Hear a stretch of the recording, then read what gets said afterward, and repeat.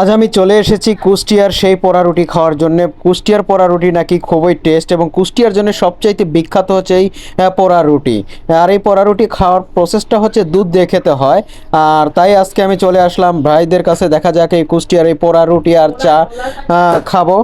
কতটা টেস্ট অবশ্যই খেয়ে আমি রিভিউ দিব এটা কেমন হয়। দেখেন এখানে দেখাচ্ছে এই যে রুটিগুলো প্রসেসিং চলছে, আর পাশে আছে চা।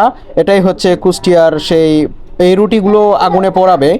এখানে যেহেতু ক্রিমগুলো মাখাচ্ছে, ক্রিম মাখানোর পরে আগুনে পোড়াবে। আগুনে পোড়ানোর পরে চিনিও দিতেছে ওপরে, দেওয়ার পরে এখন আগুনে পুরো। তো রুটিগুলো এখন চলে এসেছে আমার হাতে, আমি খাচ্ছি। অনেক টেস্টি, এক কথা বলতে গেলে খুবই সুস্বাদু এবং খুবই ভালো লাগছে। আপনারাও খেয়ে টেস্ট করে দেখতে পারেন। তবে চার পরিমাণটা একটু কম, যার কারণে চা যদি কাপ ভরে দিত তাহলে আর বেশি ভালো লাগতো, কারণ রুটি সব চাগুলো খেয়ে ফেলতে আসছে। এই কারণে বিশেষ করে আমার কাছে অতটা পোষালো না।